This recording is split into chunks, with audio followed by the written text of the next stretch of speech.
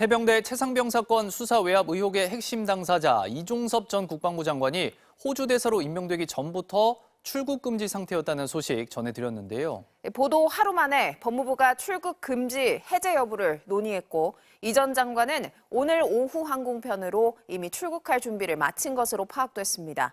나세훈 기자입니다. 법무부가 긴급 회의를 열고 이종섭 전 국방부 장관의 출국 금지를 해제할지 여부를 논의했습니다.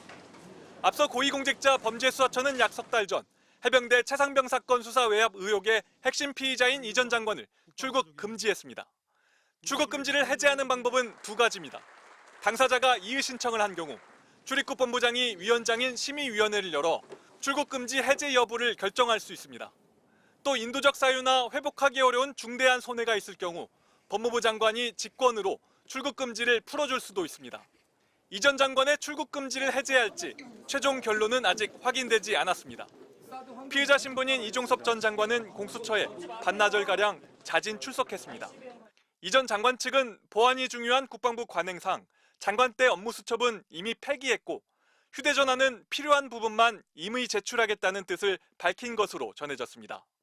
공수처가 출석을 요청해 이뤄진 정식 조사는 아닌 것으로 파악됐으며 주로 이 전 장관이 자신의 입장을 설명한 것으로 보입니다. 공수처는 이 전 장관이 앞으로 진행될 수사에 적극 협조하기로 했다며 이례적으로 수사 대상자의 입장을 공개했습니다. 이미 외교관용 공용 여권을 발급받은 이 전 장관은 국적기 편으로 호주 시드니로 출국할 것으로 파악됐습니다. 주 호주 한국대사관 관계자는 이 전 장관의 부임 시점에 대해 말씀드리기 어렵다고만 답했습니다. 대통령실 관계자는 출국 금지든 공수처의 수사 상황에 대해선 일절 알 수 없었다고 설명했습니다. MBC 뉴스 나세웅입니다. 정부가 간호사들에게 의사 업무를 일부 허용하도록 시범 사업의 지침을 보완하기로 했습니다. 전공인들에 대한 면허 정지 등 행정처분에 속도를 내면서 의대 교수들의 사직 움직임도 잇따랐습니다. 박소희 기자입니다. 정부는 간호사들에게 의사 업무를 일부 허용하는 시범사업 지침을 공개했습니다. 수련병원이나 종합병원 간호사는 숙련도와 자격에 따라 전문, 전담, 일반 간호사로 구분해서 할 수 있는 진료 행위를 명시했습니다. 특히 전공의들의 업무였던 진료기록, 검사 의뢰서, 진단서 등도 담당 의사의 최종 승인을 전제로 전문, 전담 간호사도 초안을 쓸 수 있게 됐습니다. 다만 사망진단, X선 촬영, 전신 마취, 전문의약품 처방 등 9개 의료 행위는 모든 간호사에게 여전히 금지됩니다. 그런데 정부가 공개한 98개 진료 항목 가운데 일부는 그동안 전문의들이 해오던 것들입니다. 대표적으로 중심 정맥관 삽입이나 동맥혈 채취, 기관 삽관 등 고난도 시술인데 이걸 간호사들에게도 허용한 겁니다. 간호사들은 의료 현장에서 암암리에 해오던 일을 명확하게 정리한 것이라는 입장인 반면 의사협회는 특정 분야의 전문의만 할 수 있는 위험한 시술까지 포함돼 현장에서 절대 적용될 수 없다고 주장했습니다. 사고 발생 시 최종 책임을 병원장이 져야 한다고 명시한 점도 의사들의 반발을 사고 있습니다. 완전히 편법이죠. 문제가 생기면 간호사들한테 책임을 못 물으니까 병원장이 책임져라. 좀 말이 안 됩니다. 이거는 진짜 땜빵식 본질을 흐리는 그런 임시 방편이고요. 한편 서울대병원과 울산대 의대 교수에 이어 충북대 의대와 병원 교수들도 제자들에게 실제 처벌이 이루어지면 집단 사직하겠다고 밝혔습니다. 또 가톨릭대 의대 학장단은 의대 증원 신청을 막지 못했다며 전원이 사직서를 제출했습니다. 김정은 서울대 의대 학장은 복귀하는 전공이나 의대생을 비난해선 안 된다며 교수들도 사직 대신 국민들과 대화해야 한다는 입장을 밝혔습니다. MBC 뉴스 박소희입니다. 가상화폐 테라 루나 사태 권도영 대표가 몬테네그로 현지 법원에 미국 송환 결정에 항고했다는 소식 전해드렸는데요. 결국 한국에서 재판을 받게 됐습니다. 손영 특파원입니다. 몬테네그로 포도고리차 고등법원이 가상화폐 테라 루나 사태의 핵심 인물인 권도형 대표를 한국으로 송환해야 한다고 결정했습니다. 법원 측은 양측이 추가 항고를 제기하지 않는다면 한국으로의 범죄인 인도가 이뤄질 수 있다고 밝혔습니다.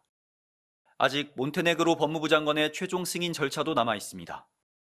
권 씨 측 역시 항고의 기회가 있지만 100년 이상 징역형이 가능한 미국행을 피하기 위해 한국 송환을 강하게 희망해왔기 때문에 이번 결정을 받아들일 것으로 보입니다.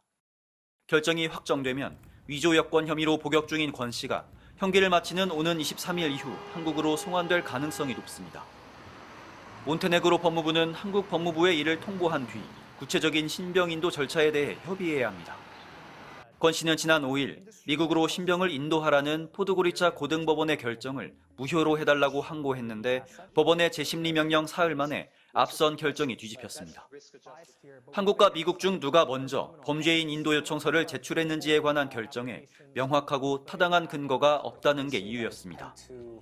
실제 한국은 지난해 3월 24일 영문 이메일, 26일에는 몬테네그로 이메일을 보내 인도 요청을 한 반면 미국은 이보다 늦은 27일에 신청을 했다는 권 씨 측의 주장이 받아들여진 것으로 보입니다.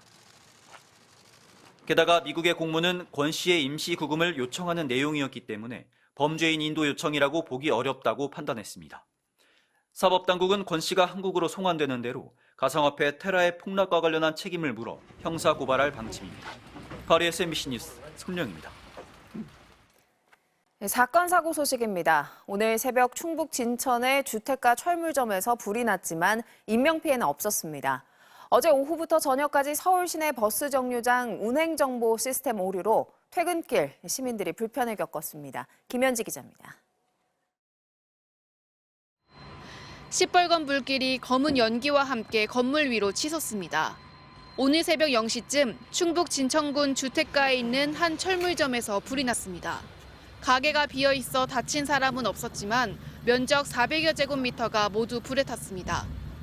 아파트는 번지지 않고 일단은 상가에서 불이 났다는 신고로 인원은 65명에 장비가 24대가 장비가 투입됐어요. 소방당국은 정확한 화재 원인을 조사하고 있습니다. 퇴근길 저녁 서울 홍대 입구에 버스 정류장 전광판이 꺼져 있습니다. 어제 오후 3시 반쯤 서울시 버스 운행 정보를 담당하는 LG U+ 통신 장비에서 장애가 발생했습니다. 서울 시내 버스 정류소 전광판을 비롯해 네이버와 카카오가 운영하는 버스 앱에도 오류가 나면서 시민들이 불편을 겪었습니다. LG U+는 장비를 재가동해 4시간여 만인 저녁 8시쯤 복구를 완료했습니다. 어제 저녁 8시쯤 서울 송파구 잠실동에서 오토바이와 승용차가 부딪혀 오토바이 운전자 30대 남성이 머리를 다쳐 병원으로 옮겨졌습니다. 경찰은 오토바이 운전자가 신호를 위반했을 가능성이 높은 것으로 보고 있습니다. MBC 뉴스 김현지입니다.